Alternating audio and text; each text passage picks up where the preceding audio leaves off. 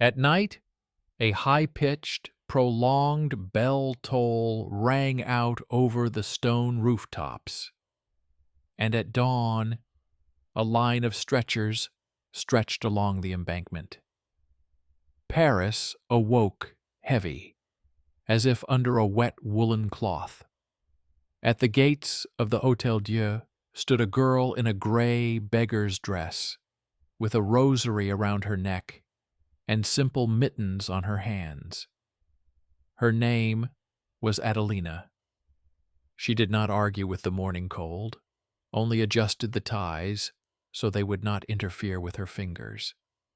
In her bag was a small prayer book, with pages covered in small handwriting, where, next to the Psalms, there were notes about herbal decoctions, the order of washing hands, and the mistakes of others encountered in markets and taverns. Next to it was a sprig of juniper, wrapped in a rag and a piece of wax. That day, she wasn't thinking about prayers. She was checking to see if she had enough vinegar water and how to persuade the receptionist at the infirmary to let her wipe down the bench near the ward. "Hello to everyone listening," the man says. "Tell us where you are watching this video from. Write in the comments. Share how you like these stories and enjoy listening." The morning was filled with the usual tasks.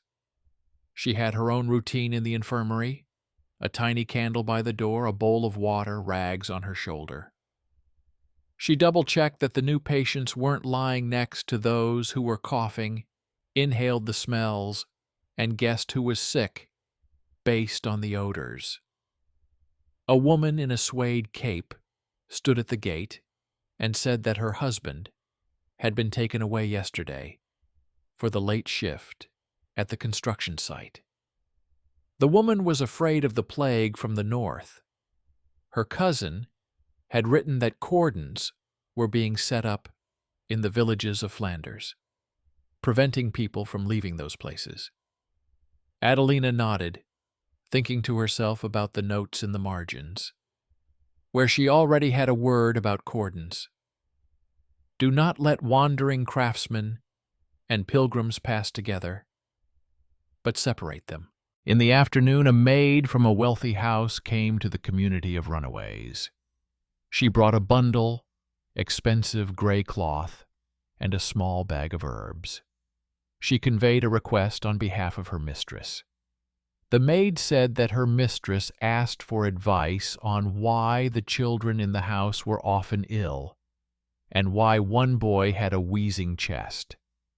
She repeated that her mistress promised to send candles to the infirmary if Adelina gave her advice. The bag contained flowers that smelled bitter and had traces of marsh soil. Adelina recognized the root, which was often confused with another. She mentally made a note. There are many bad advisors in the city.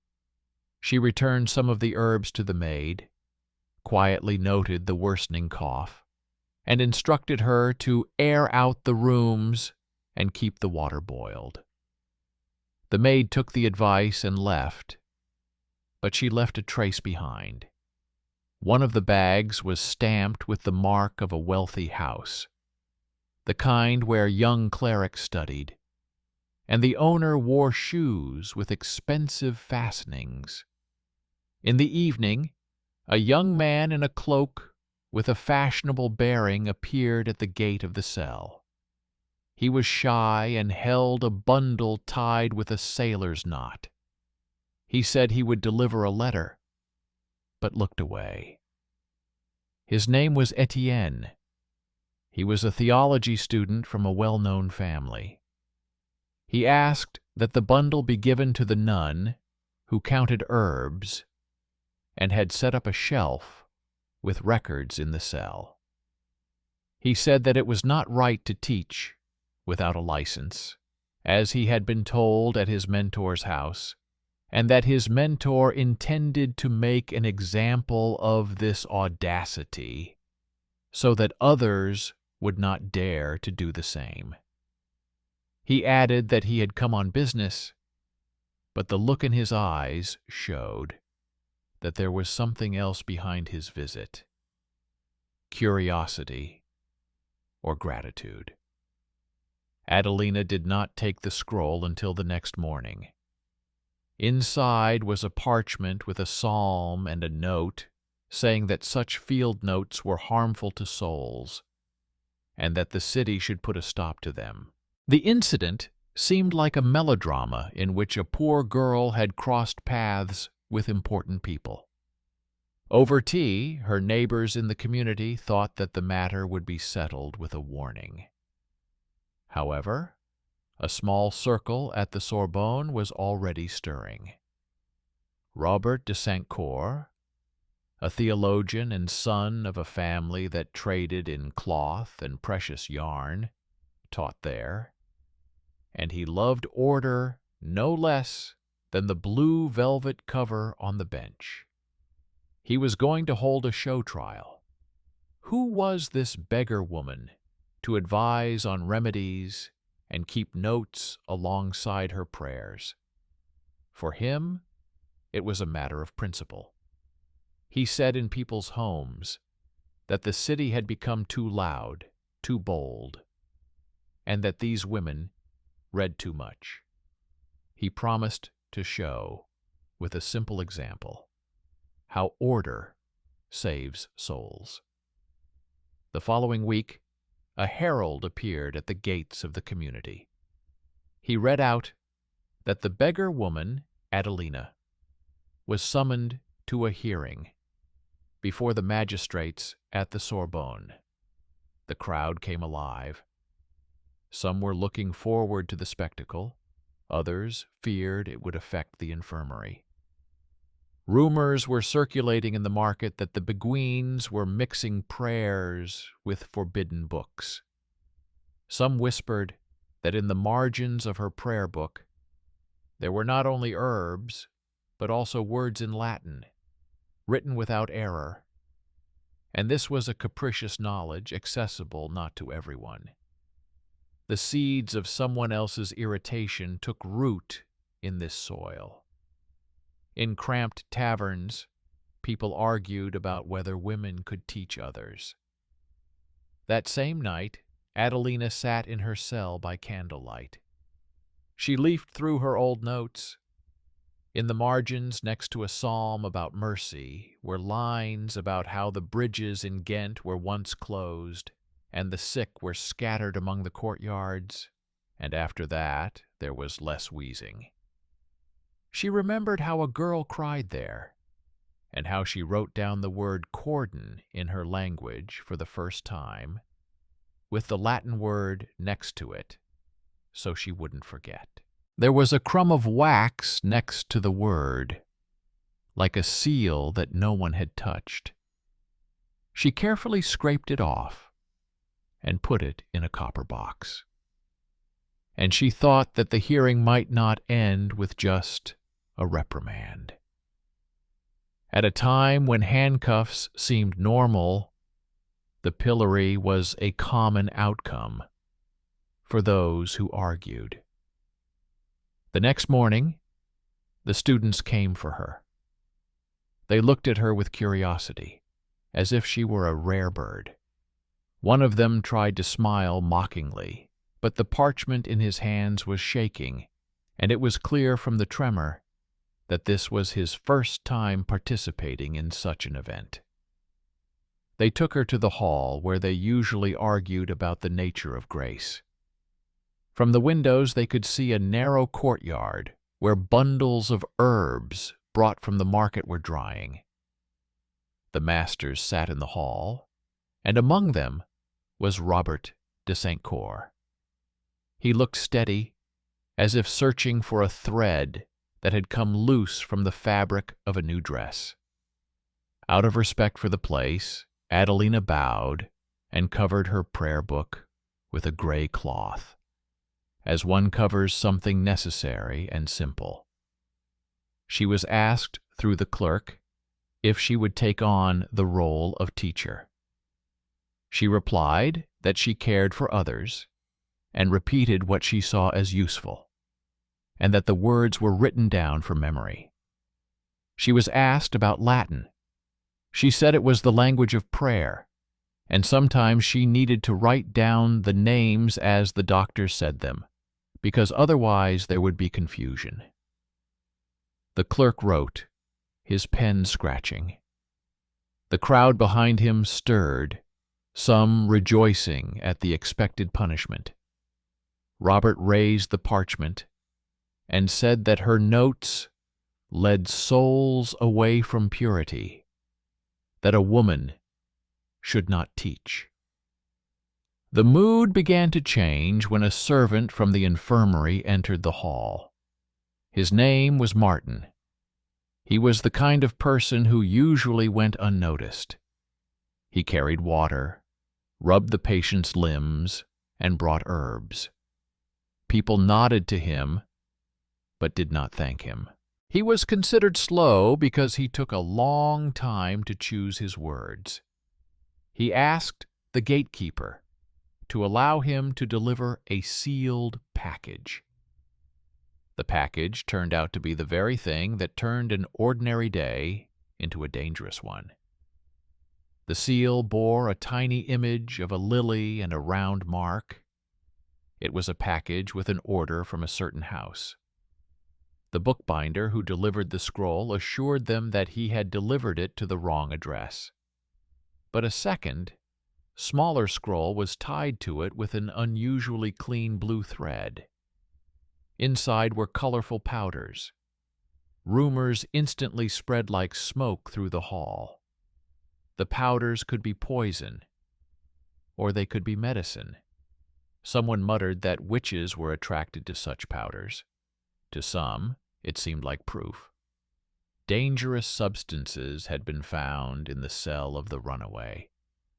It was a moment straight out of a thriller. The bundle, common in a city where everything was wrapped in cloth, suddenly became a threat. Adelina asked for permission to open the small bundle on the spot and explain. She was allowed to do so.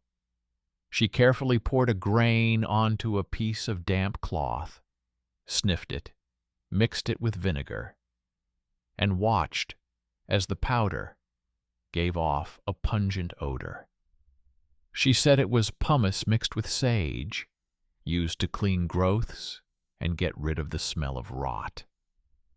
She explained that powders were often entrusted to ordinary people to carry, so as not to attract the attention of thieves. Martin confirmed that he had dried such powders with her by the stove when the wounded were brought in. Robert pursed his lips, but took his hand off the table, as if he had cooled down. Someone in the crowd snorted quietly. Reason was returning. The first turn had been prepared in advance, and now showed its form. When the magisters asked her to name her sources of knowledge, Adelina opened her prayer book. In the margins next to the Psalms, written in clear handwriting, were Latin words without a single mistake, and in the lines flashed the names of the places where she had been. Ghent, Tournai, Bruges. She showed a note about cordons in Flanders. Do not allow mixers and apprentices to mix. Leave gaps, boil water, burn straw, change clothes at the gate. She explained how she saw that it helped. The magisters exchanged glances.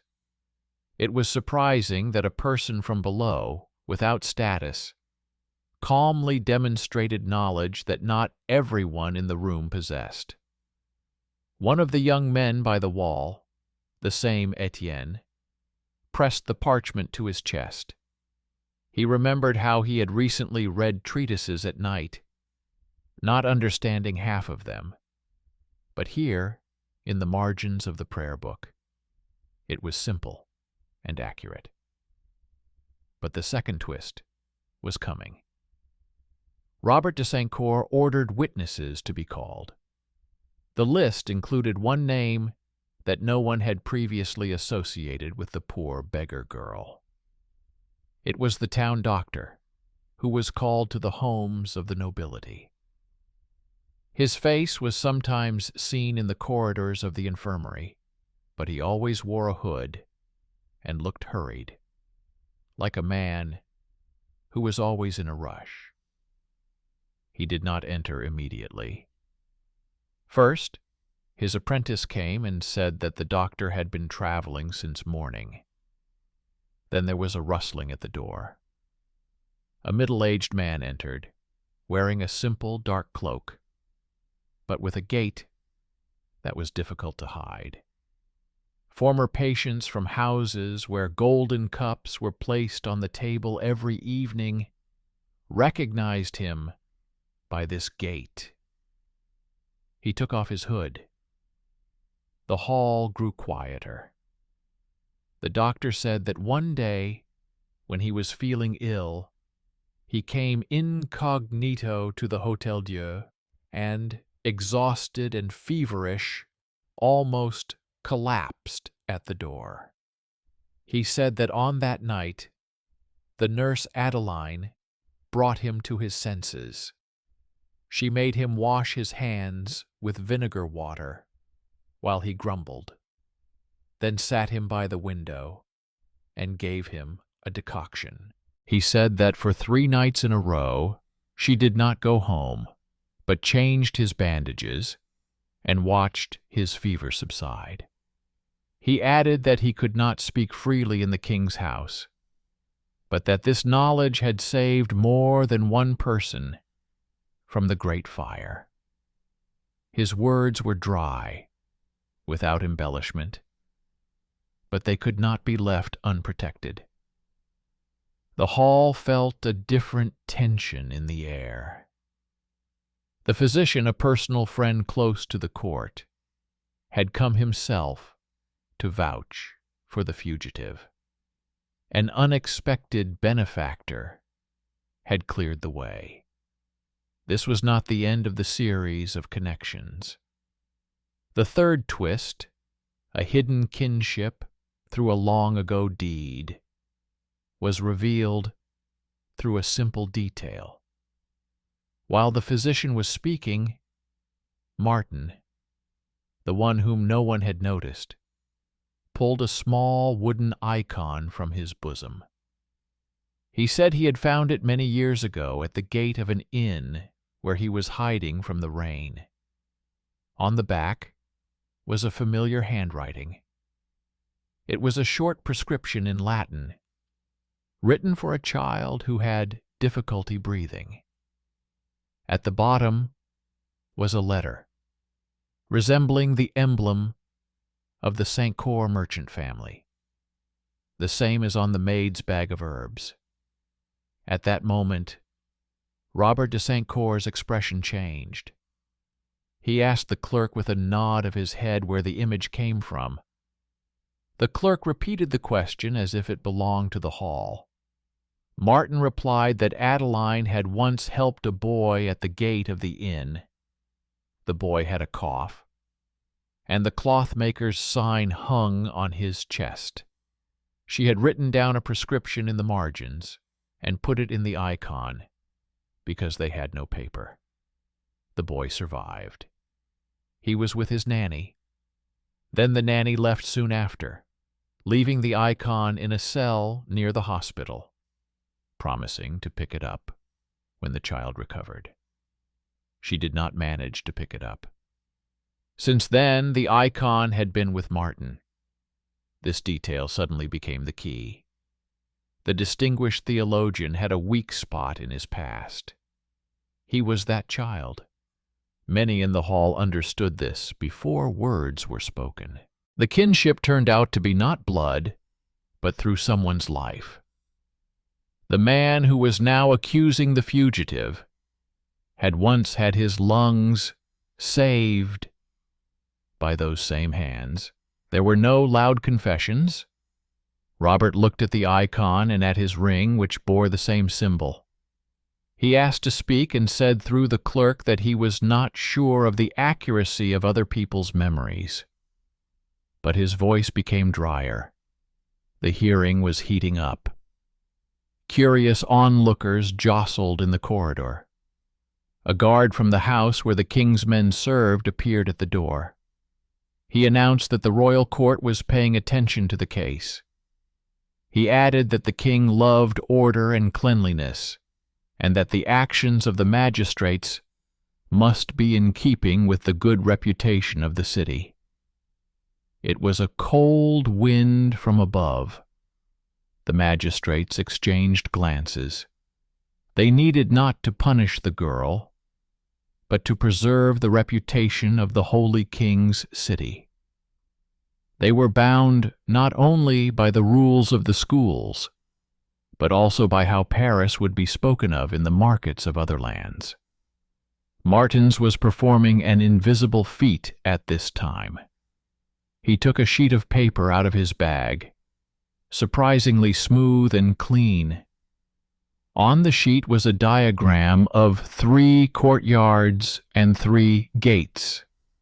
He said that Adelina had taught him, who did not know letters, to distinguish the courtyards in the drawing, and to put crosses where the wheezing ones lay. He showed the diagram as one would show a map. It was not only a skill, but also a new role for him. The one who was considered slow brought into the hall something that could change the reasoning.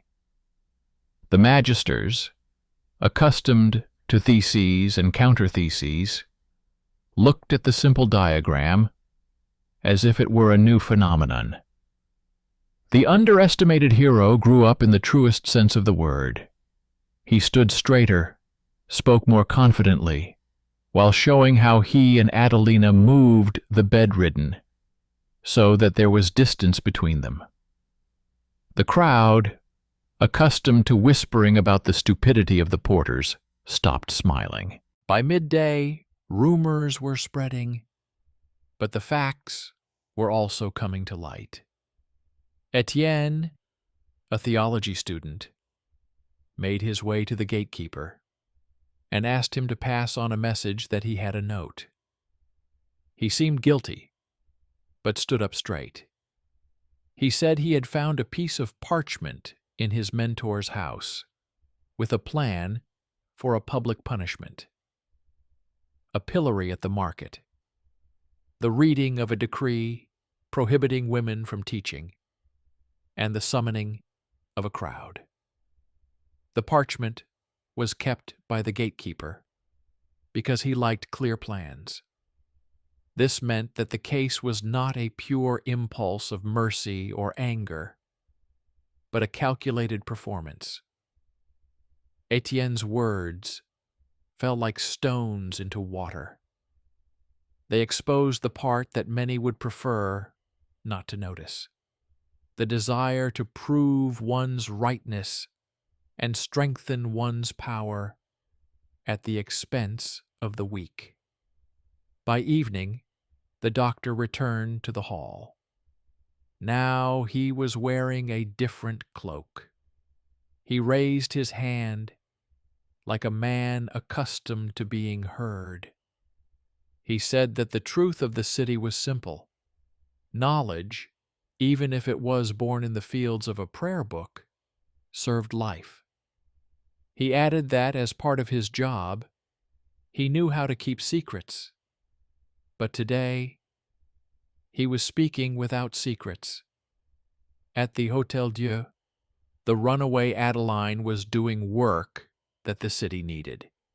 He said that he had recently had a patient from a house where there was cloth everywhere, and that there they often confused the smell of incense with the smell of herbs. He said that it was not his place to judge women for the letters in the margins, but it was his place to point out the benefits. He concluded by saying that he was ready to vouch for her with his name. Not everyone in the room knew that his name was heard at the royal bedside. Those who knew exchanged glances. There was a moment of silence. Then the masters spoke, each in his own way. One of them said that we are considered a city of scholars, and a simple woman should not replace a lecture. Another added that people die not from words in the fields, but from unclean water and overcrowding, and that the king would rather hear about order in the infirmary than screams at the pillory. The third reminded us that we now have ties with Flanders, and that the cordons there have proven useful. He asked if we would not be right to send a hand to the infirmary instead of the pillory. He said that knowledge should go where it saves lives. The decision was brewing. It did not fall from the sky. It flowed from all the threads that were dozens of pages ago, from the notes in the margins, from Martin's diagrams, from the image with the Latin inscription, from the doctor's gesture, from the stirring of fear before the pillory, and even more so before bad reputation in other cities. Robert de Saint-Cour asked to speak, and said that he had always stood for order. He said that order was not only the prohibition of the strong over the weak, but also the preservation of the city's honor. He said that the king loved the Hôtel Dieu and had visited it himself. He proposed replacing the pillory with permission to serve in the infirmary, with the obligation not to interpret the Holy Scriptures in writing for the people. He said that this would preserve moderation and be beneficial. Many in the hall realized that he had retreated without admitting defeat, but had retreated nonetheless. The crowd at the door stirred. There stood the woman in the suede cloak. She listened to the verdict and wept quietly, as those who find someone to bring a bowl to in the morning weep. Adelina, standing in her place, did not applaud. She only bent her fingers in her gloves so that they would not tremble. They looked at her as if she had gone through fire, even though she was surrounded by a stone hall and the floor was cold under her feet.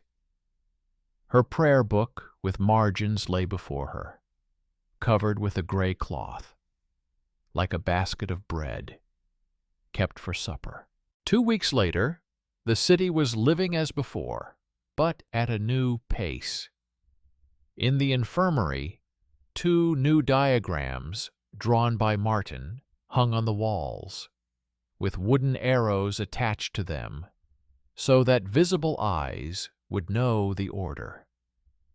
In the markets, people were not talking about the pillar of shame, but about the fact that the infirmary now had more vinegar water, because one house, fearing the plague, had donated a barrel. Women came to the community of runaways and brought clean rags. The maid of the lady who had asked for advice brought candles, as promised, and quietly added that the boy's chest no longer wheezed because the windows were opened more often. Since then, a new mark has appeared in Adelina's prayer book, a small line next to the word ventilation. City life continued to hold surprises. One afternoon, a messenger from the cloth merchant's house appeared at the gate. He brought a bag of incense and a letter. The letter said that the master of the house expressed his respect for the service in the infirmary. At the end of the letter, the hand trembled, and instead of a dry signature, it was written a little softer than usual.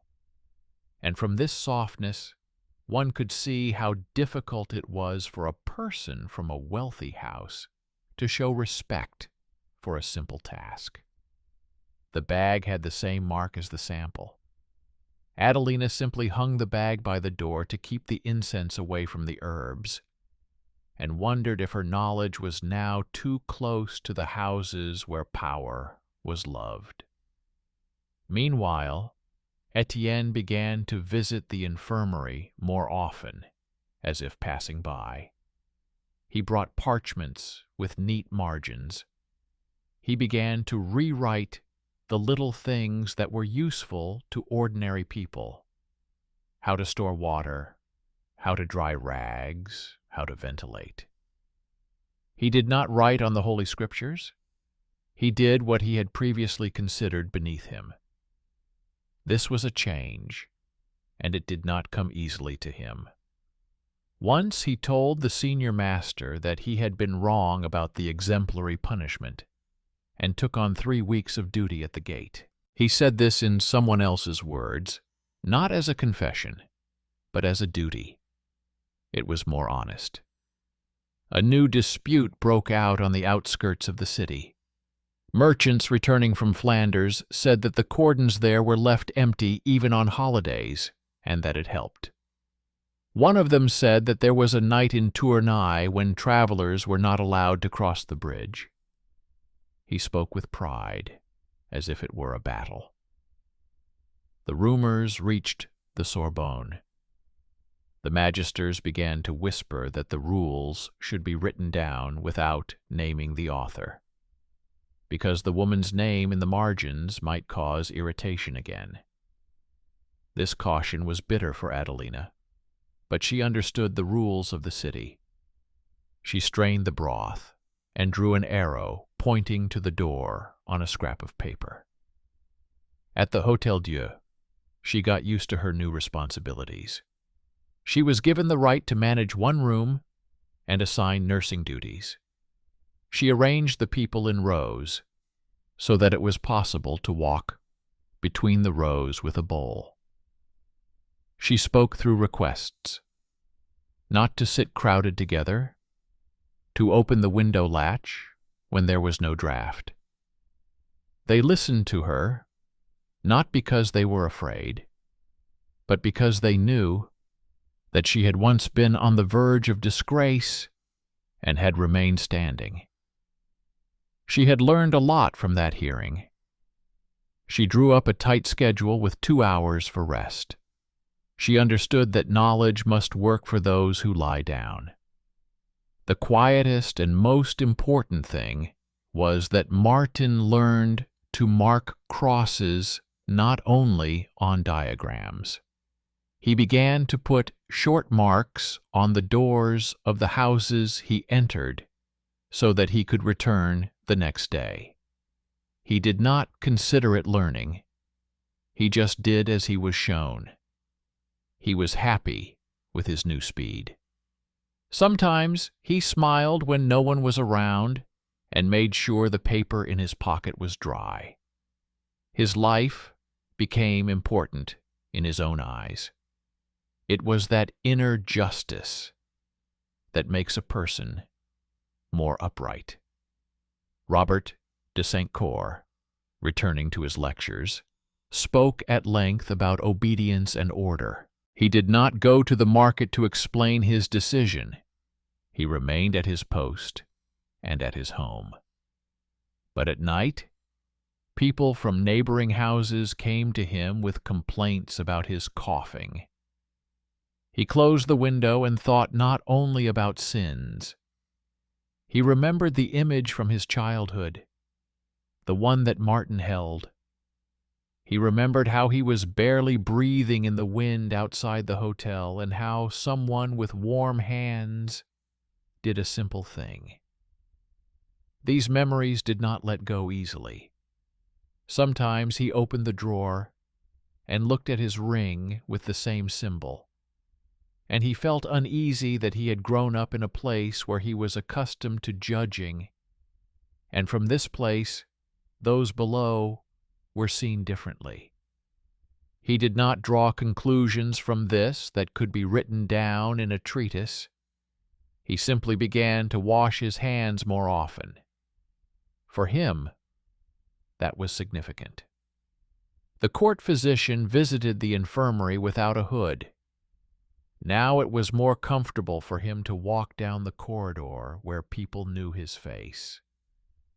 He brought small knives and glass vials. He said that without such things it was difficult. He said that the king liked it when the houses were clean and when the infirmary was in order. He did not give orders or exert pressure. He was a witness who no longer hid. His presence provided protection without words. He told the scribe that it was useful to describe not only serious illnesses, but also people's minor habits, because the outcome depended on them. He looked at the margins of the prayer book as if they were a new kind of notebook. He did not write in it himself, but he did not forbid others to do so. In the city, there was less talk of pillars of shame and more talk of buckets of vinegar water. In the markets, people stopped laughing at the bags of herbs that ordinary people carried. Carpenters began to assemble benches with space between them, as in the drawings in the infirmary. Children stopped putting pieces of incense in their mouths because they were told that it was for smell, not for eating. Simple changes led to a calmness that had been lacking before. One rainy day, the woman in the suede cape reappeared at the gate. She said she wanted to give something back. It was the very same icon. She said her cousin had found the nanny who had left it behind, and everything had fallen into place. She asked that the icon remain in the infirmary as a sign. Adelina took it, wiped it with a cloth, and hung it by the door. Since then, people passing by would touch it with their fingers. They did not turn it into a cult. They simply remembered that once, a note tucked into the icon had helped a child. It was a simple memory without loud words. The same Etienne once brought a bundle to the community. It was tied not with a sailor's knot, but with a simple loop. Inside were 4 clean parchments. There were wide margins around the edges. He said with bows that he would now bring such blank sheets regularly, so that diagrams and rules could be written on them for the uninitiated. He said that this would be done without indicating the authors. He said this as a man who had found a place in the chain where he was useful.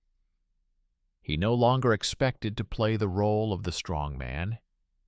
He accepted the role of mediator. For him, it was a beginning. All this did not turn the city into paradise. People continued to envy, make mistakes, and spread rumors. But the blow was struck where it was needed, in habit.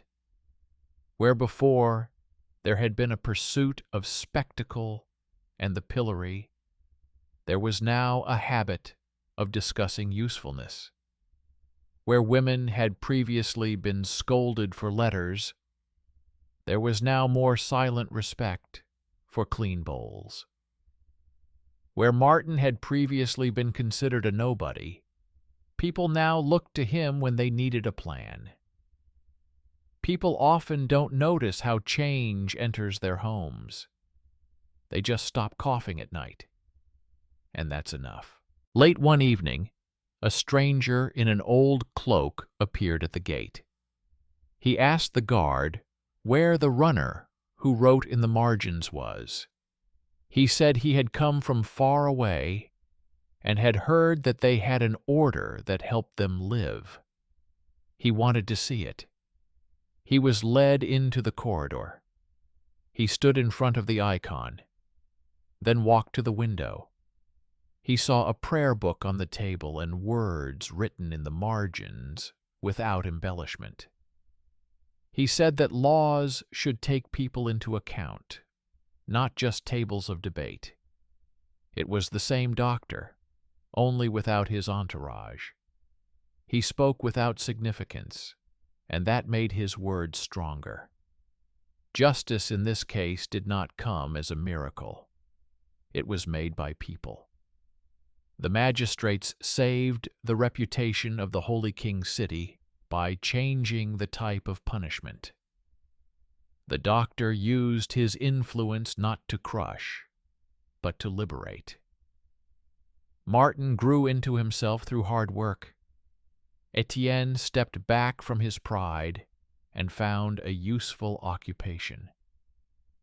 Robert de Saint-Cor did not become a hero, but his refusal of the pillory became the knot that held peace together.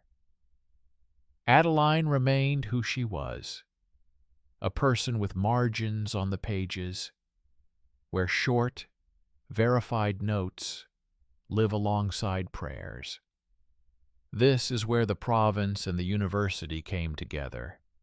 Simple deeds and words in Latin, precision without high ladders, and rules that work not in treatises, but in chambers.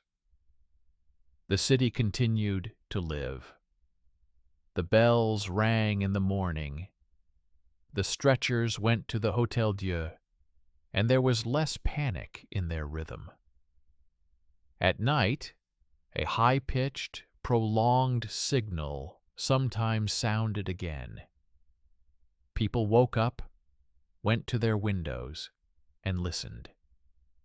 They knew that a girl in a gray dress was standing at the gates of the infirmary, and that someone next to her was holding a clean sheet of paper with margins.